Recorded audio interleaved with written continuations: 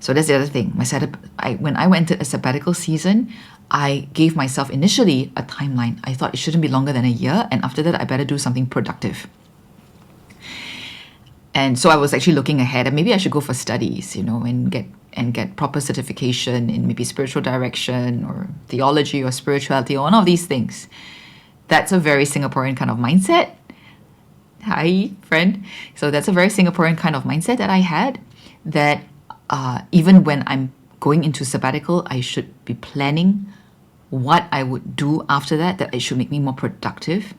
So I couldn't really rest because my nervous system was still, it's still preparing for what's next. It's looking ahead a year in advance, trying to figure out what I should study, trying to figure out, what school. So I was researching schools, for example. But because I've been developing a sensitivity to the movements of the spirit inside me, right, in a very Ignatian spirituality sense, I noticed that whenever I went into that mode, whenever I went online to start researching schools or looking at programs, I was not at peace. I was not at rest. And when I brought that into prayer, it was very clear. The Lord was telling me, and that's not what I'm asking you to do now. You have to give me unconditional rest, or else it's not rest. You don't think about what lies ahead. Just think about how countercultural that is, right? How useless we end up feeling, so many of us feel when we're not doing something constructive, when we're not working or contributing. But that was the invitation, right? And I struggled. Yes, I discovered some delight. I discovered, for example, photography and coffee, but it was really hard for me to learn to enjoy things without guilt. And that is why, I really believe that is why, into my life, God sent Miko. Just look at that face. She's getting a tummy rub, right? Just look at that look of pure contentment and enjoyment on that face of hers. Now, Miko, she came very unexpectedly into my life because I met her actually in a home where I was actually giving a session. So I didn't know the owners at the time. Now we're friends. Now we're old friends now, I suppose. We're good friends because I ended up adopting the dog. and we ended up adopting Miko. Right? Miko is a handicapped dog. So when we met her, she's this three-legged little ball of fur, three-legged but really fast and really really feisty, but also really insecure. So we learned about her story. She was an unwanted dog because of her handicap. She would have been put down, but she was rescued, right? And the first few years of her life was very unstable, and she went through, I guess, a few homes very temporarily. So this little pup had huge abandonment issues, right? And when we met her, and she was already about 6, and she still couldn't control her bladder. When you come home, she's so excited and relieved, I think, to see that you're back, that she can't control her bladder and she will pee, right? It's like there's a joke like you can't touch her when you come back.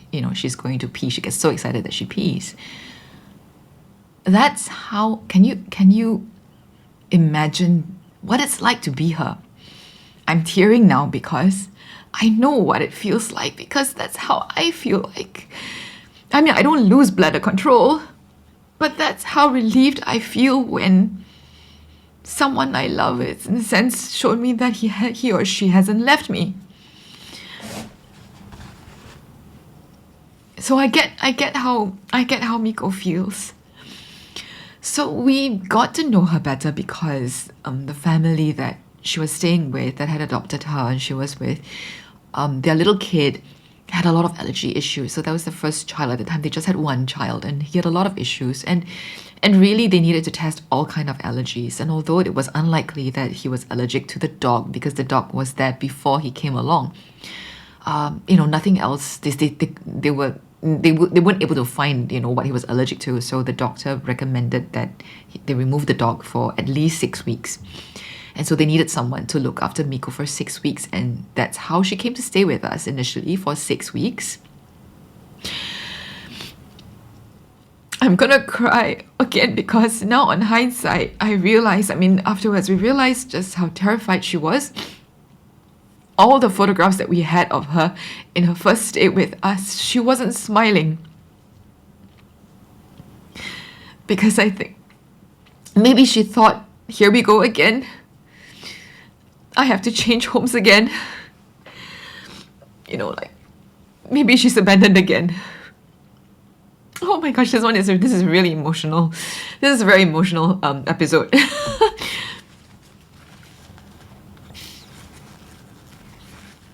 And my husband and I had no experience with dogs. Okay, so we were kind of scared. I was kind of scared and quite incredulous and amazed at the trust that was given to me, really, that would trust us to take care of this dog that thought that she was abandoned again. So that's how we came along. That's how we met. Okay, how Miko and I met, how we met. And the first 6 weeks, she ended up enjoying it. Although, like I said, for the first few weeks, she never smiled. But over time, she realized life is good with me because I like nice things, right? And so I give her nice things. I was going through a season of healing where God was asking me to experiment with what delights me, to have pleasure without guilt. And so I also doted on her and I was generous with her. And because I was on sabbatical, a lot of times I was home. There was someone at home with her. She had a companionship. And I did a lot of my appointments at home. And I was still kind of like ministering unofficially, you could say, having sessions with people. And they would come and they all loved Miko as well. So that stay that she had with us for the 6 weeks went so well, and she had so much fun that her owner said, she actually doesn't have much company at home because now both parents are working and they have a kid and all that, and she actually has more attention when she's staying with me. So for the next 2 years, she became like, we kind of like say like a timeshare dog. She would stay with me for about a month or 2 months, and then she'll go back home for a couple of months, and then she'll come back to us for a couple of months. She also appeared in our lives. I keep saying it's like me, as in I guess it's from my perspective, right? But she appeared in our lives when my husband was also at a very low, it was also, I think, at one of the lowest points of his life and his career. People didn't know externally. People didn't know how much he was suffering.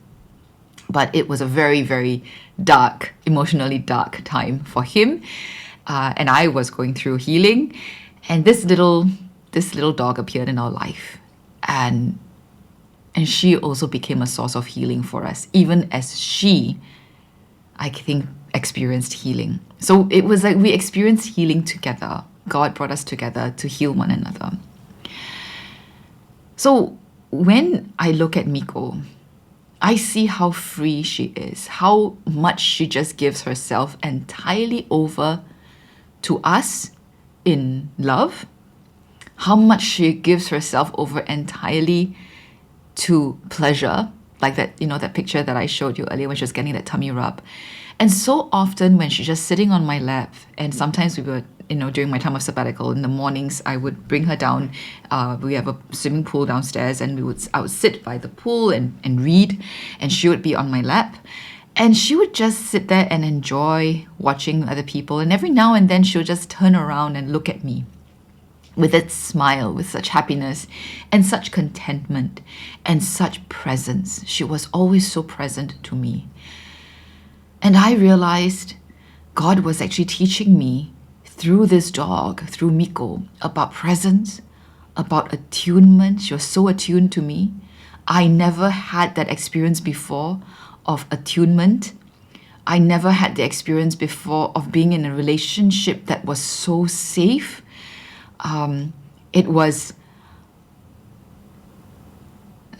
Miko was so safe. I think all of you dog owners out there would know what I mean. We never had a pet before. I was never a dog person before. I didn't know what to expect. I didn't expect this kind of unconditional love and this kind of presence. And she taught me how to rest, because a dog sleeps like 14 hours, at least 14 hours a day, right? sometimes watching her rest, my nervous system also can relax and can rest. I'm looking at her out the corner of my eye. I actually have another camera that's filming in landscape mode, and I can see her there. She's sleeping off to the side. And but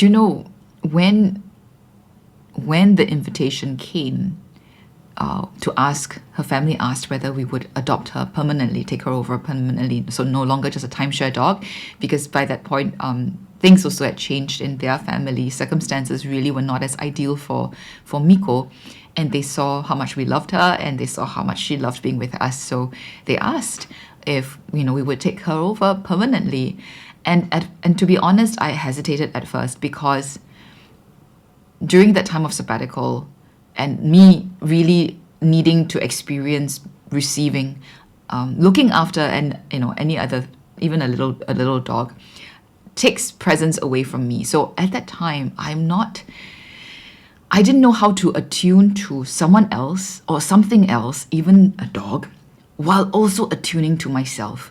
Okay, that's how unpracticed I was.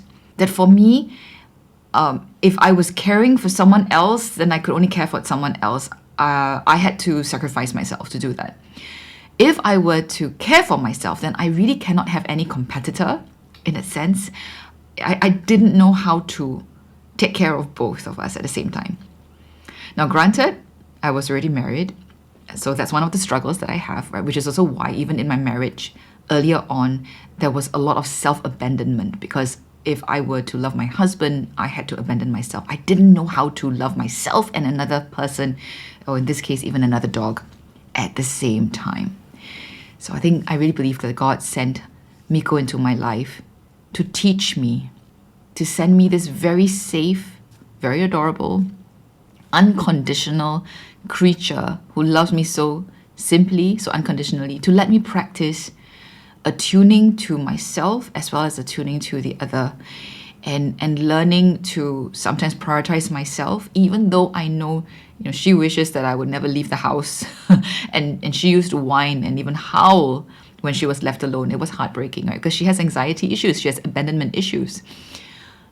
So learning to negotiate between her and me, my needs and her needs, was part of that healing that I went through in a season of deep healing and deepening in my life. And she has healed a lot. Miko has healed a lot. Now it's been quite a few years. She's so much more secure now. And she continues to be my teacher of, what it means to shamelessly, like without shame, express what you want with full confidence that you are loved. The way she asks for something just with her eyes, whether it's for food or to be carried, or she wants to be on my lap, and how insistent she is. To me, she illustrates the gospel, when they say, ask and you shall receive, seek and you will find, knock and the door will be open to you. When I look at Miko, I understand what expectant faith is. I mean, she may not always get what she wants. And sometimes she is disappointed, and sometimes she shows me that she is not happy with me when she doesn't get what she wants. But it never makes her doubt my love for her, because the next time an opportunity comes, she's right back at it, asking with full confidence, asking with, unabashedly, without shame for what she wants. She is so herself. And that is healing to me to witness on a day-to-day basis, because that's what I can't do. And what I think so many of us can't do, to be that shameless in the good way, to be so free and expectant when we ask God for what our heart desires, or when we ask someone else that we're in relationship with. Granted, we may not feel as secure and safe in that relationship, right? So it's harder, but that shows me what a relationship with God can be. My dog showed me how to be with God. She showed me what contemplative prayer is. Her attunement to my presence is so uncanny. She could be asleep by the side and I could be doing my work, but when I get up, when I move, she's awake immediately and she's watching me and she wants to follow me. But now that she has healed a lot of her own abandonment and anxiety issues, she also shows me what it is to be secure and to rest and to know when I'm out the house, she doesn't howl anymore, she doesn't whine anymore. She can rest. Maybe it helped that she's a little old. She's quite a bit older now too. She's like 13 years old now. She's a senior dog and she can't see either. So not only is she lame, she can't see as well. But she can still be at rest because she knows she's loved. So really, Miko taught me a lot about attunement and attachment.